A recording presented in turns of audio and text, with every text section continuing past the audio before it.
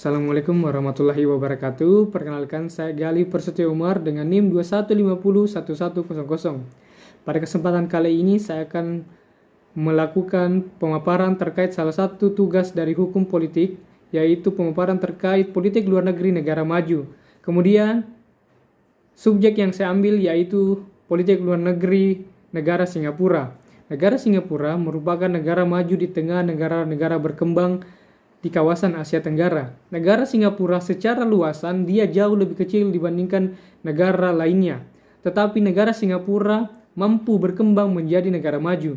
Hal tersebut dilakukan atau mampu terjadi karena Singapura mampu mengoptimalkan kebijakan politik luar negerinya kepada negara-negara lain.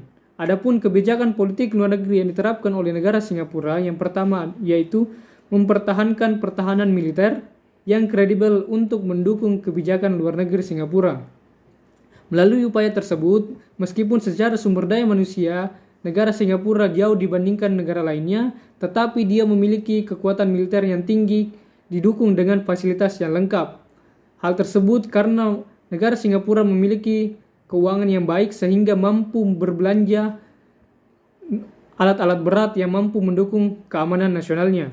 Kemudian, kedua, negara Singapura mempromosikan dan bekerja untuk hubungan baik dengan negara-negara tetangga di semua bidang.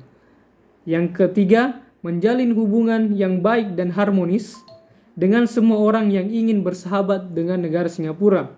Jadi dalam kawasan Asia Tenggara, terutama, negara Singapura berperan sebagai salah satu pusat negara yang mampu membantu negara-negara lain ketika negara tersebut mengalami kesulitan. Tetapi bentuk bantuan yang diberikan negara Singapura tentunya memerlukan feedback dari negara lain. Jadi ketika negara Singapura membutuhkan bantuan atau ingin menerapkan suatu kebijakan, dia berharap bahwa negara yang telah dibantunya dapat menjalankan keinginan negara Singapura.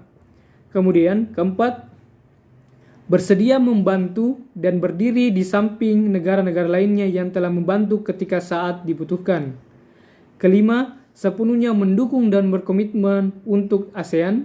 Keenam, bekerja untuk menjaga lingkungan yang aman dan damai di dalam dan sekitar Asia Tenggara dan di kawasan Asia Pasifik.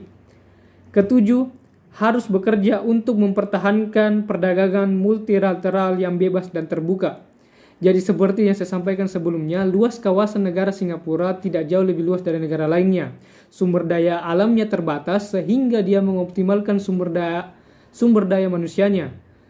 Dia membangun negara-negara multinasional,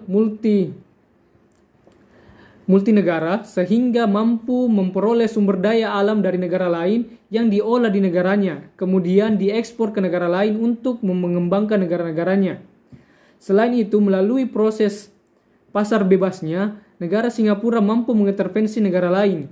Karena tingkat finansial yang tinggi oleh negara Singapura, maka negara Singapura dalam membentuk perjanjian internasional mengedepankan kebijakan-kebijakan yang lebih mementingkan negaranya. Kemudian negara-negara berkembang memiliki keterbatasan untuk melakukan bargaining dengan negara Singapura. Hal tersebut karena negara Singapura termasuk ke negara maju, sehingga negara berkembang menerapkan kebijakan yang telah disepakati dengan negara Singapura melalui kebijakannya yang kemudian diterapkan dalam kebijakan nasional negara berkembang. Kedelapan, kebijakan yang dianut yaitu adalah siap berdagang dengan negara manapun untuk saling menguntungkan dan akan mempertahankan ekonomi pasar terbuka. Jadi salah satu kemampuan lainnya dari negara Singapura yaitu dia mampu mengambil alih usaha-usaha swasta yang sebelumnya dikelola oleh pihak lain menjadi usaha milik negara tersebut sehingga mampu memperkaya negaranya. Melalui usaha tersebut maka justru memajukan negara Singapura.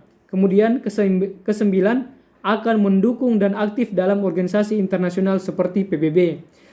Sumbangsi yang diberikan negara Singapura tidaklah kecil terhadap PBB. Dapat kita lihat bahwa negara Singapura mampu berkembang sebagai negara maju. Selain tersebut, negara Singapura mengembangkan perjanjian kerjasama dengan berbagai negara-negara maju lainnya. Sehingga kekuatan Singapura untuk mengintervensi negara-negara berkembang juga semakin lebih tinggi. Selain tersebut, Singapura juga mampu mengedepankan pembangunan sumber daya yang berkelanjutan dan mampu mengoptimalkan sumber daya manusianya sehingga negara Singapura jauh dari intervensi dari negara lain. Saya rasa demikian apa yang dapat saya sampaikan terkait kebijakan politik negara Singapura. Saya ucapkan terima kasih. Wabillahi taufiq wal hidayah. Wassalamualaikum warahmatullahi wabarakatuh.